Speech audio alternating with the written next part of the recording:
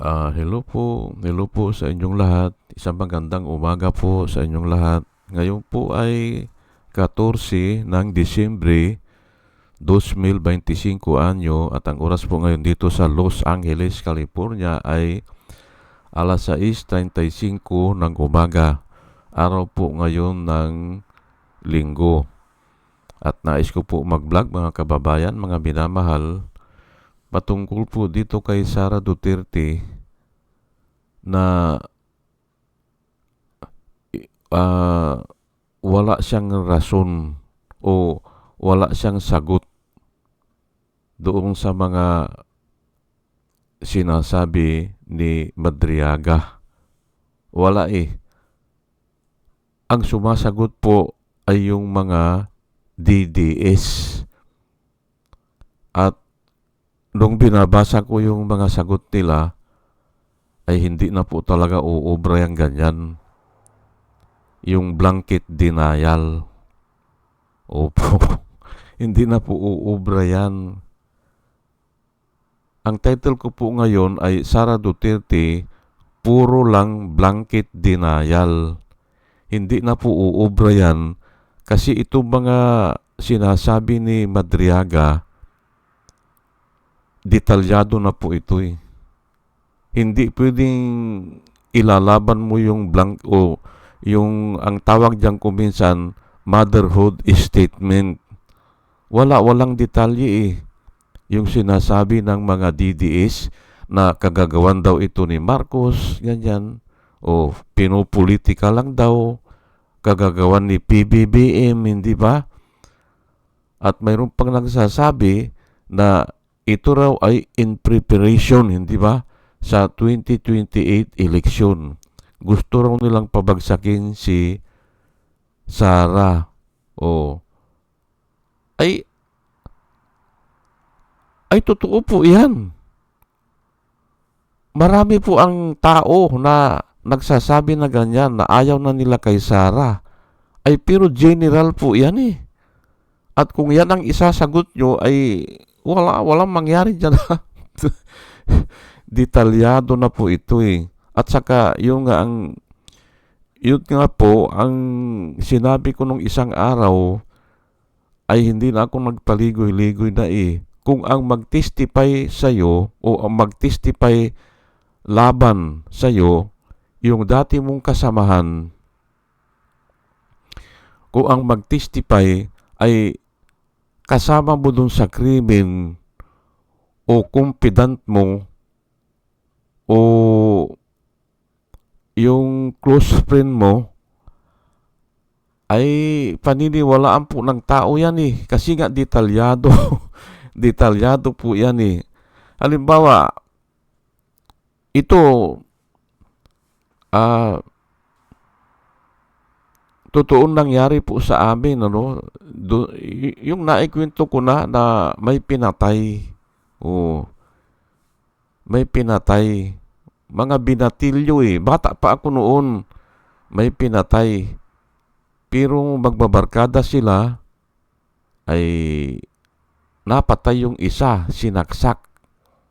Oh. Ay ngayon ay magaling yung mayor sa amin kasi criminal trial lawyer po eh. Oh. Nung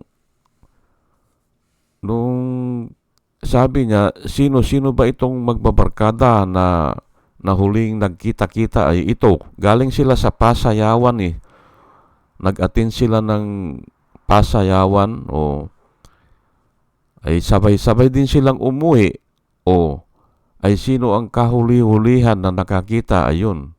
Yun na ang isa sa suspect. O pero nung alam nyo ba ang mga suot, sabing ganun eh, ni Mayor eh, yung mga baro ng mga barkada nyo nung gabi na yan, oo, sabi nila. Ay, yung isa ay, halimbawa, naka-yelo. Halimbawa, yung sumaksak, naka-yelo. Ay, dalhin nyo nga kanya dito ang mga damit nyo. Sabing ganun. ay hindi maibigay nung nakayelo.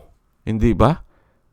Ay yung pala, itinago na niya dahil puro dugo. Ayun, nahuli ng pulis. Umamin, hindi ba? Ganun po detalyado. Kasi nga alam nila ang mga suot na damit. Ganun din po yan. Kung magsalaysay si Madriaga, pati yung mga usapan sa cellphone po yan kasama yan Detalyado nga po Mga video call, mga picture, pati yung mga suot na damit alam niya yan kasi nga kasama siya Pati oras. Paano mo i-debunk yan? Kaya nga po, ang sinasabi ko dito ay kung ang mag-testify sa'yo ay nasa Biblia po naman yan if an enemy is insulting me, I could take it. Sabi po sa Biblia. Kung kalabang ko ang mag-insulto sa akin, ay kaya ko yan. Di ba? If an enemy who is rising against me, I could hide. Magtatago lang ako. Sabi ng Biblia, hindi ba? Una, kung ang enemy kanya ang magkuhan sa akin, ano ba yung una? Mag-insulto sa akin, ay kaya ko yan. Kaya kong dalhin yan. Kung ang enemy kanya ang is rising against me, ayun, I could just hide. Pwede akong magtago, sabi niya. But it is you. Sabi po ng Biblia my friend, my close friend, my confidant, hindi ba? Ay hindi niya kakayanin yan. Kaya nga ganyan ang nangyayari dyan. Hindi sinasagot ni Sara Duterte at ang pinapasagot niya ay itong mga DDS.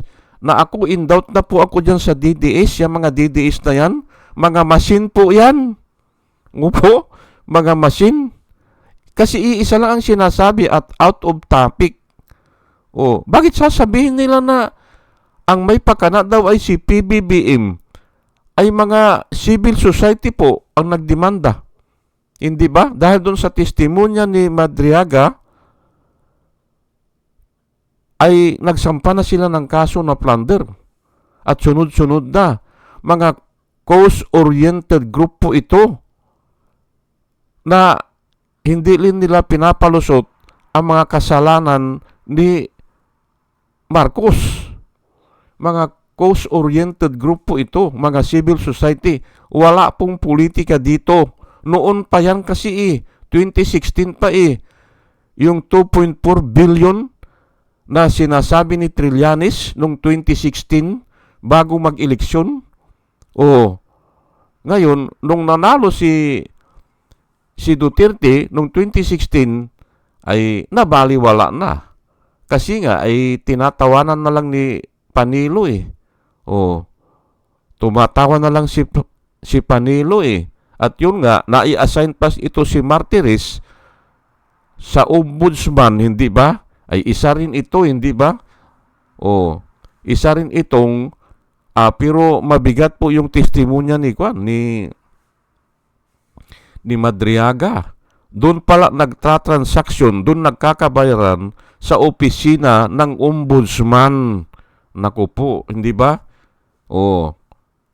Ayan nga po detalyado po yan at mahirap lusutan yan. Kasi nga, yung mag-testify ay kasama dun sa gumawa ng krimen Hindi ba? Paniniwalaan po. At yan ang nangyari kay Chavit Singson, hindi ba? Nung binitri niya si Irap, hindi ba? Dahil tinanggal si Chavit Singson sa Huwiting Lord, hindi ba? Ipinalit si Atong Ang. Ay nagalit siya. Ay ganun talaga yan Hindi ba? Wala tayong magagawa dyan. Ay sila nag-away hindi ba? Hindi lumusot si Estrada. Kasi pinaniwalaan po ng tao At ganun din ang korte. Maniniwala po kasi detalyado po Ay nag-testify din yung bank manager na si Clarissa Ocampo, hindi ba?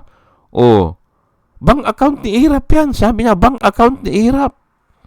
Oh, ano ba yun? Si Jose Velarde ba yun? O Jose Pidal? Hindi ko na alam eh.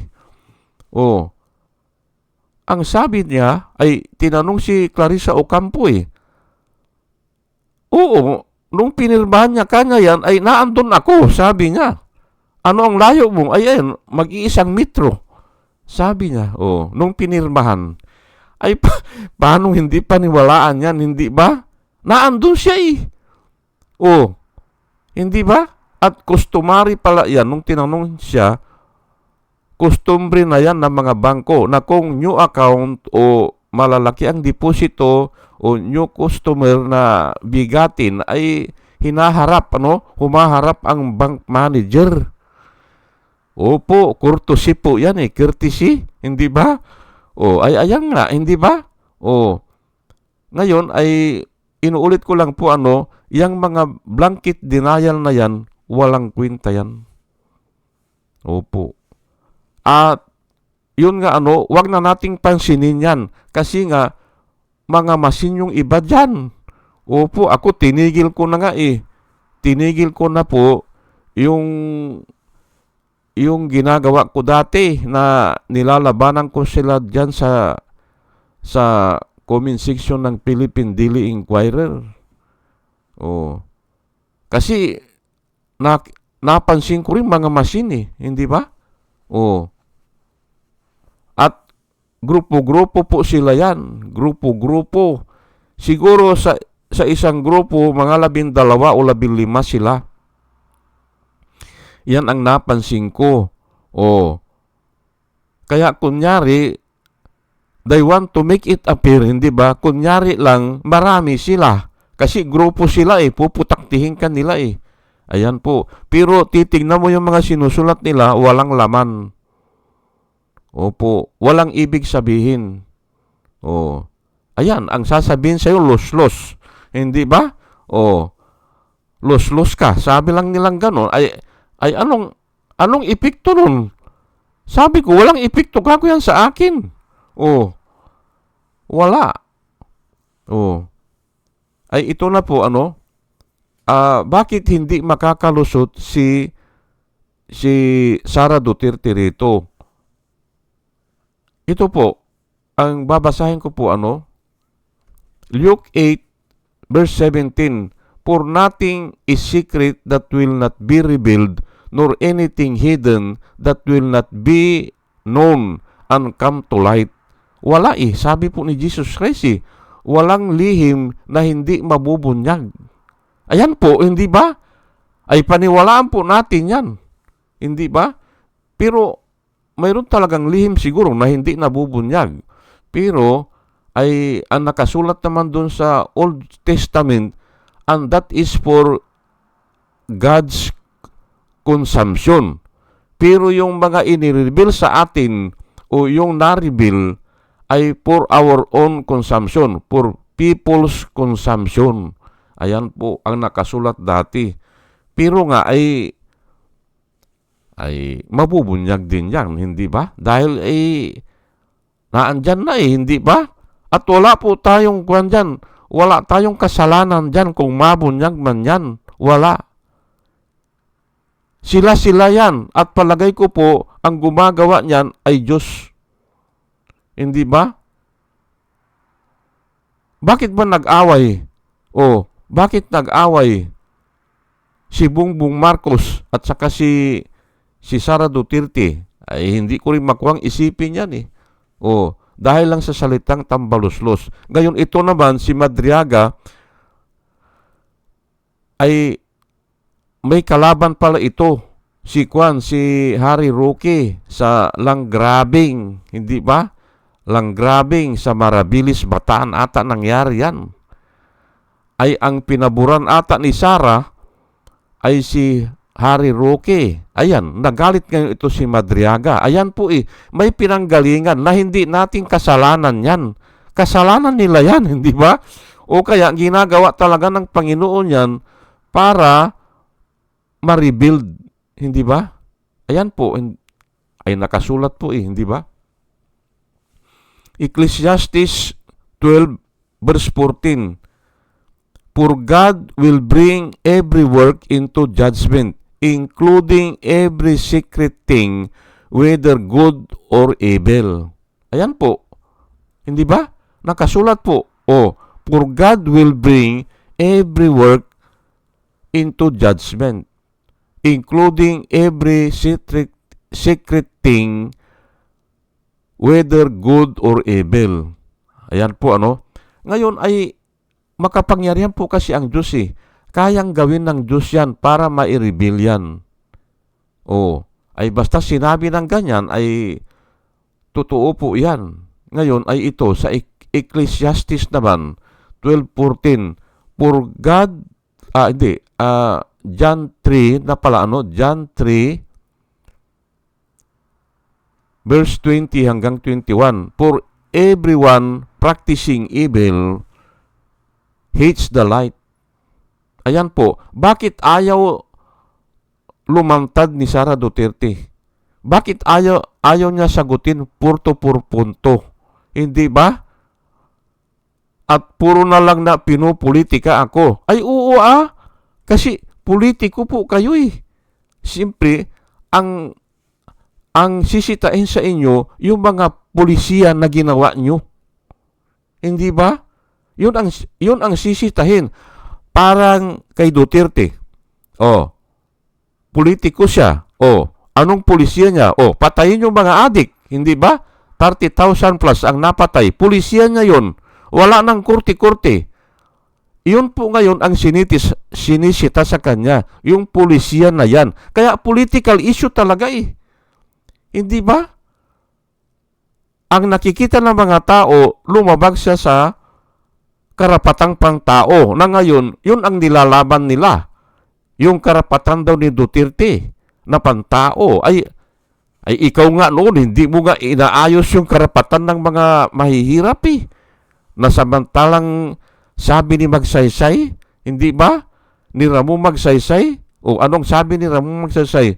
Those who have less should have more in law. Ayan po. Yung mga nasa laylayan, mahihirap, dapat marami silang batas.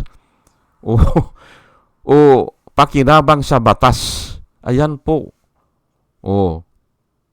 Pulisiya po yan ni Duterte na patayin ang mga adik para gaganda ang Pilipinas, pagagandahin daw niya ang Pilipinas, ay pero ang nangyari pala, sila pala yung mga drug lord na yan Kaya nga, doble po ang kwan dyan, doble ang parusa dyan, yung hypocrisy.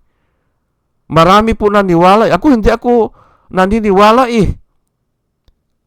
Opo, hindi ako naniniwala doon sa sinabi niya. Pero hindi po yan ang topic natin.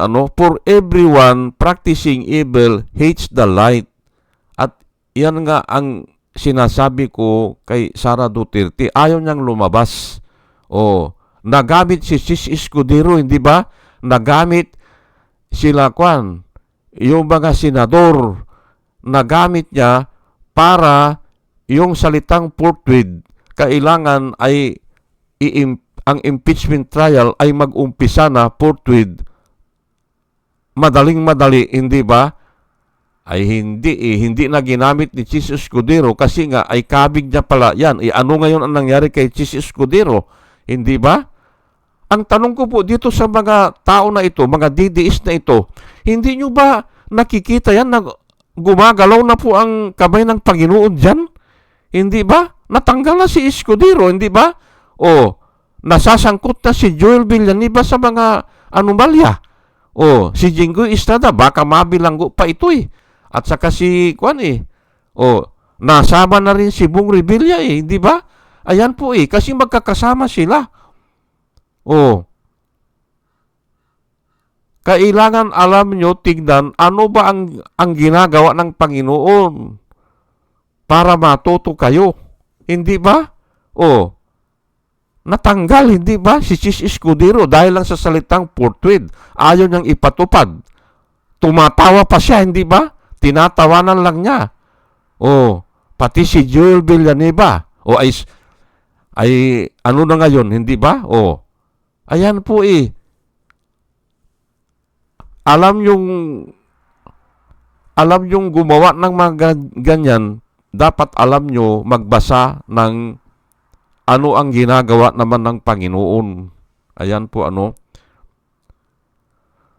For everyone practicing evil hates the light and does not come to light, let not his deeds should be exposed. Ayan po ano. But he who does the truth comes to the light, that his deeds may be clearly seen, that they have been done in God. Ayan po ano. O, ang kinuha ko po dito, bakit ayaw mga tuwiran ni Sara Duterte? Bakit ayaw niyang sagutin? Bakit mga DDS, hindi ba? At yung mga salita ng mga DDS, mga palpak hindi ba? Paano mong sasabihin na pinupolitika lang siya mga cause-oriented group ang nagsampa? O, mga civil society na hindi naman mga politiko yan. At matagal na po yan. Matagal na yan. Noon pa yan, noong mayroong 2.4 billion pesos na naideposito doon sa BPI account dyan sa Julia Vargas Street, Makati.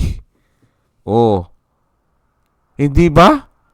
At marami na po ang naniniwala ngayon dyan. Kasi nga ay si Sara Duterte ayaw namang harapin Oh. Pero palagay ko, mabubuksan na yan ngayon. Mabubuksan na. Kasi iba na po ang ombudsman hindi ba? Hindi na si Samuel Martires, hindi ba? Oh. At baka makasuhan pa ito si Samuel Martires. Ayan po ano. For everyone practicing evil hates the light and does not come to light because he is afraid that his evil works will be exposed. Ayan po. Sa ibang version ano. Proverbs 12 verse 19. Ito po ang ating mababasa. Truthful lips endure forever, but a lying tongue is just for a moment. Ayan po. Totoo ba yan o hindi? Ay totoo nga siguro kasi nakikita natin ngayon, hindi ba? O, puro mga kasinungalingan, hindi ba? O, ang ginawa ni Duterte sa atin, puro drama, hindi ba? Wala nang totoo Dapat naman sana paminsan-minsan na may totoo. Hindi ba? Ako nga, naaawa na ako doon sa mga tao noon. Halos iisa ko lang ang lumalaban sa kanila, sa mga kamag-anak ko, kasi nga bilib na bilib sila kay Duterte. Kako hindi totoo yan. Kasi sinala ko po yung mga salita niya sa pamamagitan ng salita ng Diyos. Hindi uubra kako. Hindi papasa. At ito na nga ang nangyayari. Kung ano yung believe nila kay Duterte noon, hanggang langit ang believe nila, ngayon sumpa hanggang langit. Ayan po. Kaya nga totoo po ito Truthful lips endure forever, but a lying tongue, ayan po, hindi ba? A lying tongue is but for a moment. Ayan po. Ay kaya ko pinili yan kasi nga ay puro na kasi hindi ba? Pero ako talaga, aaminin ko na sa inyo, hindi ko sukat maisip na pwede palang ipakulong. Na mangyayari pala yun, na ipakulong si Duterte sa dahig. Ay pero Diyos na po ang gumagawa dyan. Learn how to know the works of God or the signs of God. Yan ang advice ko lang sa inyo, mga DDS kayo. Hindi ba? Hindi ako gumagamit ng masasamang word dito Maliban na lang kung wala ako magamit. Pero, kailangan malaman nyo, ano na ang gumagalaw ngayon. Kamay na po ito ng Panginoon at ginagamit po yan si Bongbong Marcos. Ginagamit po ng Panginoon yan. Maniwala man kayo sa akin o hindi. Ginagamit po yan. Opo, ako nagtataka ako noon pero ngayon, 100% na ako na ginagamit po ng Panginoon si Bongbong Marcos. Opo. If an enemy nga kung ang enemy kasi ang magkwal lang kay Sara Duterte, hindi uubra eh.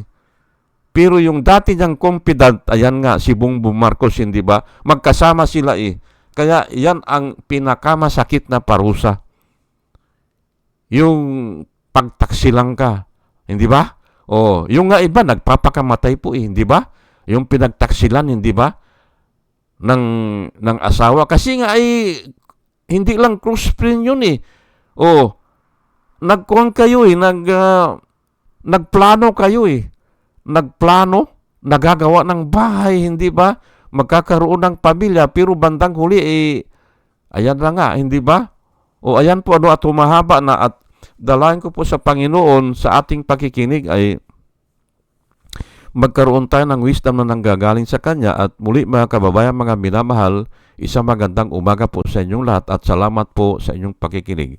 Salamat po ng marami. Salamat po.